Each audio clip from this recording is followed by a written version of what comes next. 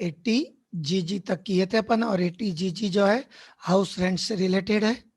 80G के बाद ये किए थे, 80G था डोनेशन का, और उसके बाद ये किए थे। इसमें भी एडजस्टेड ग्रॉस टोटल इनकम निकालना पड़ता है, 80GG में भी निकालना पड़ता है। अब नेक्स्ट 11 नंबर से स्टार्ट करना है। 11 नंबर डिडक्शन है, deduction in respect of contribution given by an Indian company to political parties। एक इंडियन कंपनी पॉलिटिकल पार्टी को डोनेशन देती है तो उसके संबंध में है भाई ये डिडक्शन।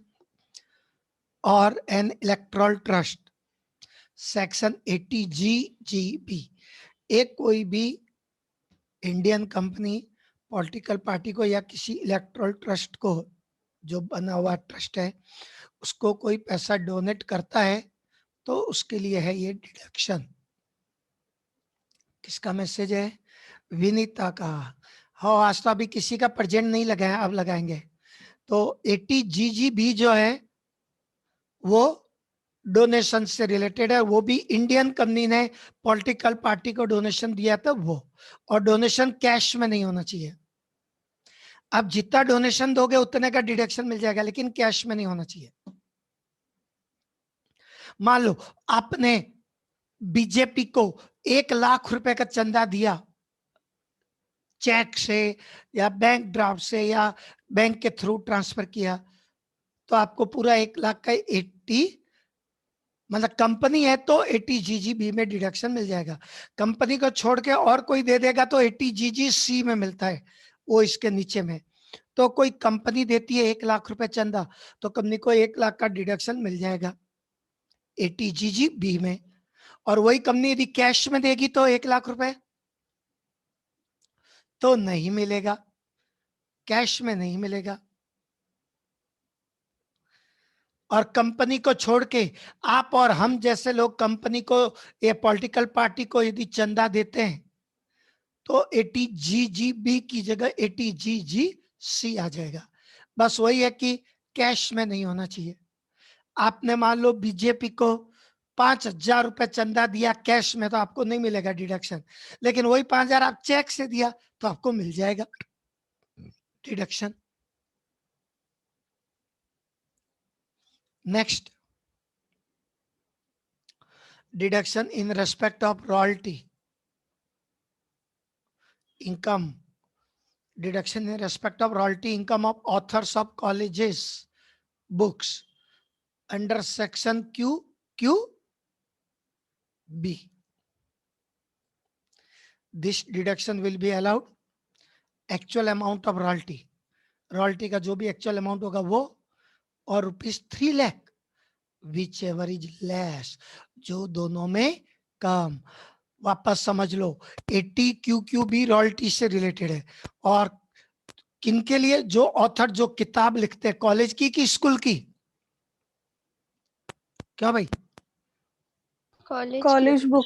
हाँ जी, जो कॉलेज के लिए बुक लिखते हैं, ऐसे ऑथर को पब्लिशर से कोई रॉयल्टी मिलती है तो उनको ये डिडक्शन मिल जाएगा, जितना रॉयल्टी मिला है वो, या फिर 3 लाख, जो दोनों में कम।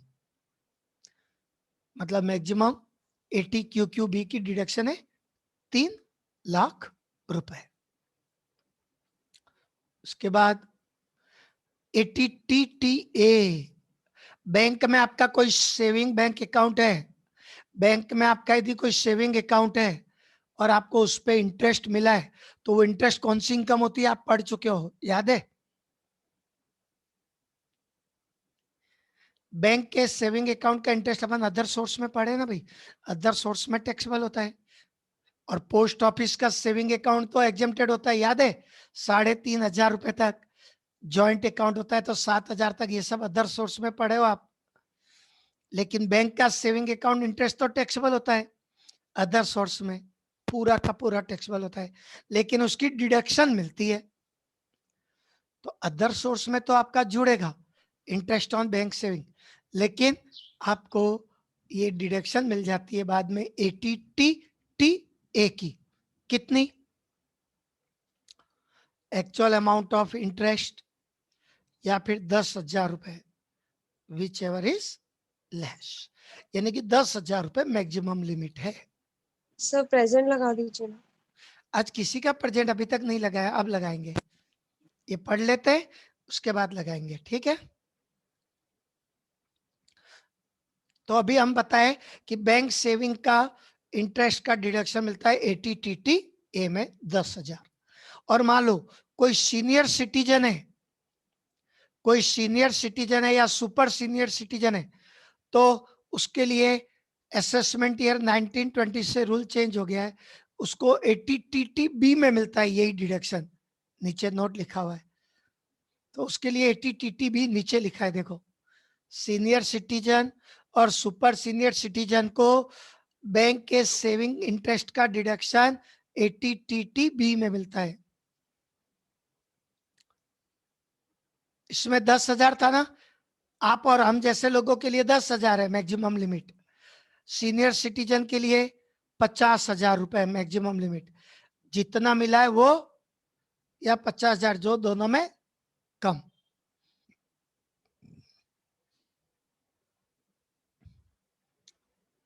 तो 80 ए बैंक और पोस्ट ऑफिस सेविंग अकाउंट के लिए, नॉर्मल पर्सन के लिए है, और सुपर सीनियर और सीनियर के लिए 80 बी है। दोनों में क्या फर्क है कि 80 ए में मैक्सिमम लिमिट 10,000 है, जो सीनियर या सुपर सीनियर नहीं है उन लोगों के लिए, और जो सीनियर सुपर सीनियर है उनके लिए 80 बी है, और उसमें मैक्सिमम लिमिट 50,000 है। अब आखिरी deduction, last deduction in respect of, deduction in the case of person with disability. जो लोग अंधे लूले लंगड़े बहरे इस टाइप के हैं और उनकी अपनी कोई इनकम है, तो उनको ये डिडक्शन मिलेगी। कितनी मिलेगी? 75,000 डिसेबल है तो, और सेवर यानी फुली डिसेबल है तो 1,25,000 मिलेगी। अमाउंट फिक्स है 75,000, फुली डिसेबल है तो 125। अच्छा, आपको याद है आप एक डिडक्शन पढ़े थे 80 डी, 5वां नंबर, ये देखिए 80 डी, इसमें भी था डिसेबल के लिए 75 और फुली डिसेबल के लिए 25। तो आप बता सकते हो 80 डी और 80 यू में क्या फर्क है? दोनों सेम तो नहीं हो सकता। सर एक मेडिकल ट्रीटमेंट के लिए, और दूसरा सर उसका इनकम,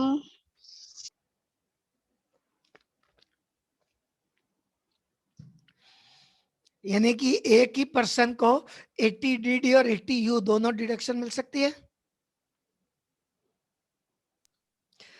तो समझ लो भाई, 80 डी उन लोगों को मिलती है जिनके ऊपर कोई डिपेंडेंट व्यक्ति है, डिसेबल व्यक्ति डिपेंडेंट है।